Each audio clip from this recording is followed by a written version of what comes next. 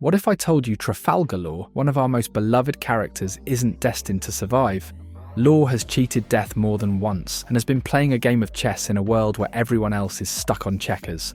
From his backstory to his relentless pursuit of Doflamingo, Law's journey has been a masterclass in strategic brilliance. But where is it all leading? What is Law's endgame in one piece? Today, we're diving deep into all the possibilities, from his curiosity about the will of D to what could be his ultimate fate after his run-in with a certain pirate. Flevance, also known as the White City, was a place of prosperity and beauty. Its wealth came from a rare material admired for its dazzling appearance and incredible utility, amber lead. But there was a hidden danger. You see, amber lead was more than just a precious material. Prolonged exposure to it caused amber lead syndrome, a fatal and hereditary illness. But here's the twist. The people didn't know. Their government did. And not only did they know, they chose profit over truth. By the time the illness became undeniable, it was too late. Neighbouring nations, seeing the symptoms, misunderstood the disease as a contagious plague, and fear, as we know, often leads to terrible actions. The nations turned on Flevance, attacking it to protect themselves. The city was reduced to rubble, its streets soaked in blood. Among the survivors was a 10-year-old boy, Trafalgar Law. But Law did not escape unscathed. His family was killed, and he was left to carry the trauma of witnessing his homeland's destruction.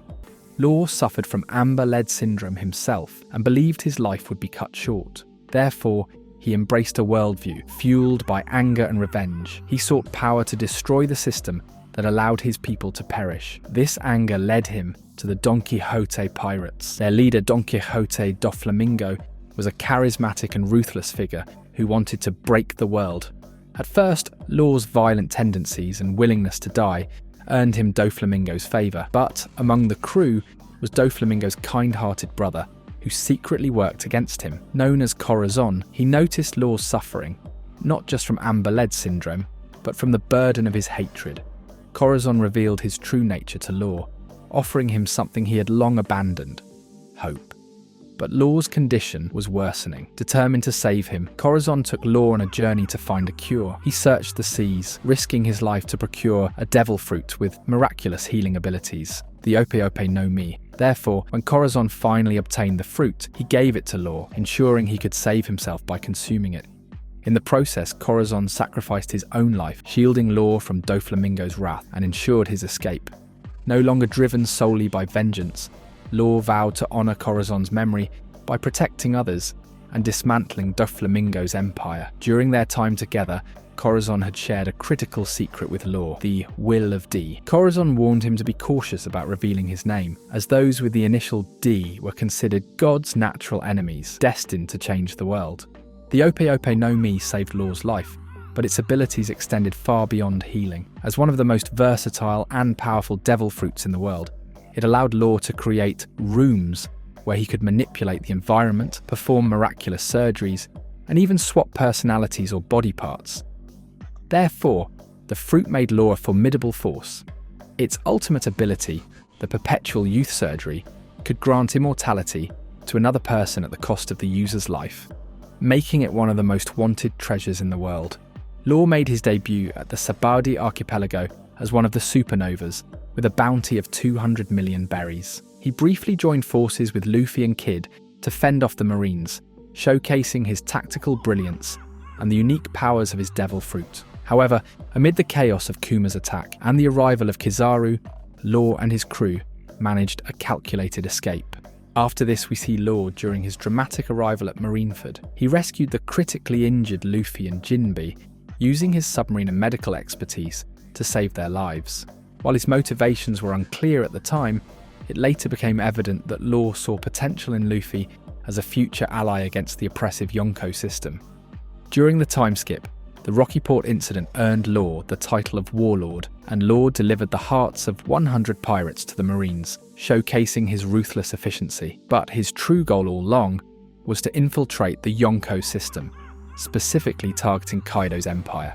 Law's primary objective was to dismantle Kaido's Smile operation, but taking down Kaido required targeting Caesar Clown, the scientist behind the production of smiles, and Don Quixote Doflamingo, Kaido's key ally. Therefore, Law devised a plan to capture Caesar and use him as leverage to force Doflamingo to sever ties with Kaido, thereby weakening Kaido's massive Smile-powered army. Law sought an alliance with Luffy since Luffy's strength and unpredictability aligned perfectly with Law's strategy, forming a partnership crucial to their shared goal. The alliance discovered Caesar's horrifying experiments, including weapons testing and drug trials on kidnapped children, but they didn't just uncover the truth, they acted. Law and the Straw Hats defeated Caesar and captured him, a critical move in Law's plan. Virgo, one of Doflamingo's top enforcers, confronted them, but Law showcased his growth and resolve, defeating Virgo and destroying the sad manufacturing plant, the heart of Smile production, therefore disrupting Kaido's supply chain. After capturing Caesar Clown, Law and the Straw Hats headed to Dressrosa, aiming to destroy Doflamingo's Smile factory. But upon arriving, they uncovered Doflamingo's tyranny that included enslaving citizens and turning them into toys. Therefore, their mission evolved into a fight to liberate Dressrosa. Law teamed up with Luffy to take down Doflamingo and weakened him enough for Luffy to deliver the final blow with Gear 4th, shattering Doflamingo's empire and freeing Dressrosa. Dressrosa was also where Law first interacted with the revolutionaries. You will see in a few minutes why I think this is relevant. Doflamingo's defeat fulfilled Law's revenge and Corazon's wish. Therefore, this marked a turning point for Law, as he embraced his role as a protector, just as Corazon once was for him. After this, Law reunited with the Heart Pirates and formed a united front with the Minks and the Samurai to confront Kaido.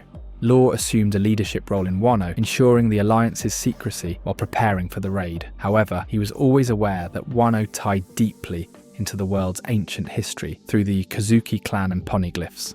During the Onigashima raid, Law allied with Kid to fight Big Mom, where his tactical use of his awakened devil fruit complemented Kid's brute force, allowing them to weaken Big Mom and deliver decisive blows. With Luffy defeating Kaido, Wano was liberated and Law secured access to another road poneglyph. This advanced his quest for the One Piece while setting the stage for a future confrontation with a certain Blackbeard. After Wano, Law set sail, but Blackbeard, targeting the road poneglyph rubbings Law acquired, intercepted him near an island northeast of Wano. Law and the Heart Pirates were caught off guard, but Law refused to surrender his rubbings and used techniques like Gamma Knife and tactical teleportation to resist. But Blackbeard's crew, including Van Auger, Doc Q and Burgess, overpowered Law and destroyed the Polar Tang, leaving the Heart Pirates stranded and vulnerable. Blackbeard stole the poneglyph rubbings, and it was only thanks to Bep-O using a special medicine to activate his Sulong form that a severely injured Law managed to escape. Therefore, while Law survived, the loss of his crew, ship, and resources left him broken, and his dream of reaching Laugh Tale unattainable. This is pure speculation on my part, but Law will likely find refuge on a remote island to recover and use this recovery period to heal, assess, and strategize next steps. With the Polar Tang destroyed, Law may need to secure a new vessel and supplies, possibly with help from local allies. Lastly, if some of the Heart Pirates were captured by Blackbeard, rescuing them from Hachinosu or locating stranded members will become his next goal. Following that, I think Law's pursuit of the secrets of the Will of D aligns with the Revolutionary Army's mission to dismantle the world government.